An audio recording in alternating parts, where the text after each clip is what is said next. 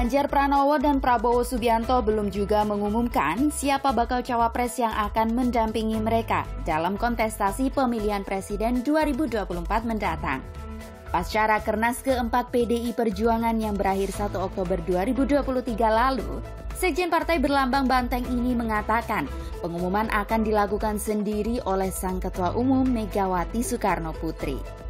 Rakernas 4 partai menyerahkan sepenuhnya kepada Ketua Umum PDI Perjuangan terhadap pengumuman calon wakil presiden yang akan mendampingi Bapak Ganjar Pranowo pada momentum yang tepat. Ketua DPP PDI Perjuangan mempertegas pernyataan sekjen partainya. Kalau dilihat dari urgensinya, tidak ada satu urgensi. Saya rasa Mas Toto juga sepakat, tidak ada satu urgensi untuk katakan lebih cepat, lebih baik, itu tidak ada. Justru seharusnya kalau menurut pandangan kami ya, bahwa ini yang paling terakhir lebih bagus. Karena kenapa? Setiap waktu itu, setiap menit, setiap detik itu kan di dalam politik itu kan dinamikanya cukup tinggi.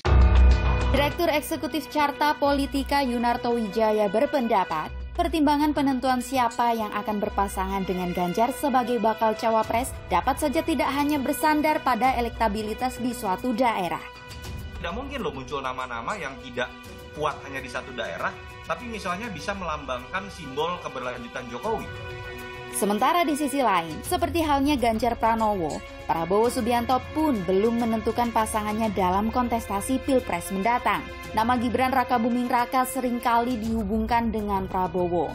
Terakhir, wacana tersebut disampaikan oleh Partai Bulan Bintang. Dan tentunya wakilnya kami berharap ada sosok anak muda. Anak muda itu siapa? Ya saya melihat selama hampir 3 tahun lebih sepak terjang wali kota Solo ini seperti apa. Nah itu yang saya ambil. Ada yang mengatakan, oh masih muda. Justru anak-anak muda ini punya potensi dan belum punya banyak masalah. Menanggapi hal tersebut, Sekjen PDI Perjuangan Hasto Kristianto mengatakan, Gibran sebagai kader PDI Perjuangan telah melaporkan hal tersebut. Kita tunggu. Ya, tetapi Mas Gibran kan pernah juga menyampaikan kepada kami dalam berbagai dialog-dialog di internal terkait dengan hal tersebut, ya. Sehingga ya, kami percaya tentang bahwa berpartai itu memang untuk memperjuangkan kepentingan yang lebih besar. Puan Maharani, Ketua DPR RI yang juga putri Ketua Umum PDI Perjuangan Megawati Soekarno Putri mengatakan tidak keberatan jika Gibran maju sebagai bakal cawapres Prabowo. Boleh, anak muda sudah menunjukkan prestasinya di Solo dan salah satu kandidat yang mungkin memang bisa pertimbangkan. Ya kan yang meminang kan punya pertimbangan tertentu, tinggal yang dipinang mau atau enggak, itu aja. Wacana dua poros yang sebelumnya mengemuka dengan memasangkan Ganjar Pranowo dan Prabowo Subianto atau sebaliknya tampaknya tidak akan terjadi. Megawati tampaknya tidak tertarik dengan wacana tersebut. Kan di media tiba-tiba dibilang gini, oh iya sudah ada persetujuan bahwa nanti Pak Prabowo jadi presidennya, Pak Ganjar jadi wakil presidennya. Aku terus di rumah melongo bae. Ini yang ngomong ki sapa ya? Lah aku kok ketua umumnya malah nggak ngerti. Coba wes nggak usah didengerin. Pernyataan Megawati tersebut menurut Direktur Eksekutif Poltreking Hanta Yuda, kemungkinan terjadinya dua poros semakin mengecil. Walaupun potensinya masih dapat terjadi dengan 3 prakondisi. Kalau ada kemungkinan bergabung dengan Ganjar dan Prabowo, itu harus ada 3 prakondisi minimal.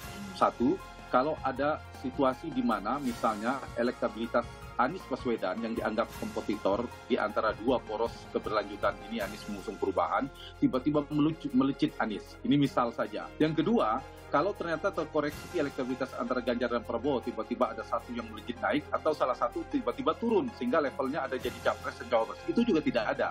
Masih relatif kompetitif dengan simulasi 3 pasang. Dan ketiga, harus ada kesepakatan, negosiasi baru, deal baru antara Ibu Mega dan Pak Prabowo. Nyatanya itu terkonfirmasi dari Ibu Mega tidak ada. Karena itu peluangnya sangat kecil.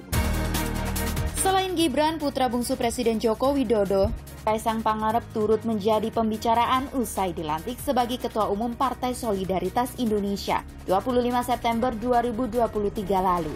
Setelah melakukan rapat perdana sebagai Ketua Umum, Kaisang Pangarep mengungkap akan bertemu dengan Presiden Joko Widodo. Sebagai ketum ya? Soalnya kalau saya lewat jalur belakang juga bisa kan? Tapi tetap kami akan berencana untuk sowan dengan beliau bersama teman-teman PSI dengan semua pengurus untuk ya kita minta inilah wejangan aja. Tak hanya kunjungan ke Presiden Jokowi, Kaisang Pangarep juga berniat mengunjungi Megawati Soekarno Putri. Kaisang bahkan menyampaikan kelakar mendapat pesan dari Pak Lurah agar tidak tergesa-gesa dalam pemilu mendatang. Kita terbuka untuk semuanya, mau itu kita didukung untuk mendukung Pak Ganjar, mendukung Pak Prabowo, bahkan Pak Anies pun saya akan terbuka semuanya. Tapi balik lagi, jangan kesusu.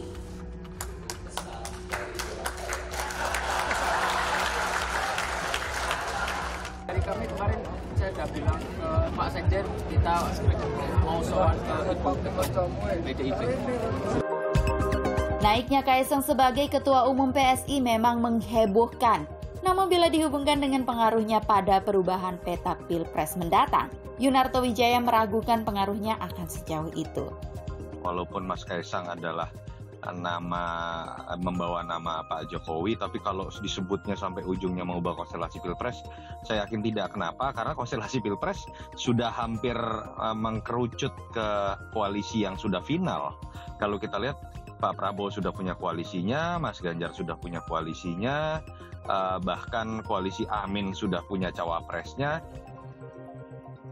Bagi rakyat, kontestasi pemilu bukan soal cepat atau lambat, tapi soal memilih sepasang pemimpin yang paling tepat.